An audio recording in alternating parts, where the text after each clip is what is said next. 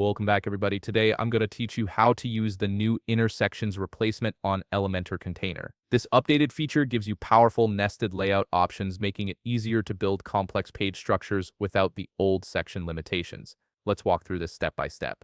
First, log into your WordPress admin dashboard. Once you're in, navigate to Pages and select Add Page, then click Edit with Elementor.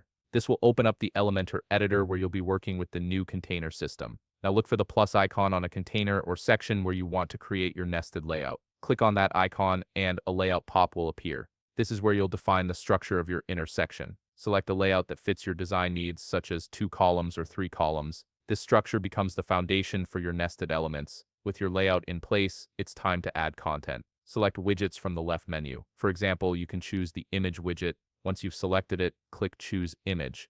Here you have 2 options. You can upload files directly from your computer or select from your existing media library. Take a moment to pick the image that works best for your page. Next, place the image into both containers or sections you've created. This gives you visual content to work with and helps you see how the layout is shaping up. Now comes the important part, customizing the container settings to perfect your design. Click the container handle, which looks like 6 dots, to select the container.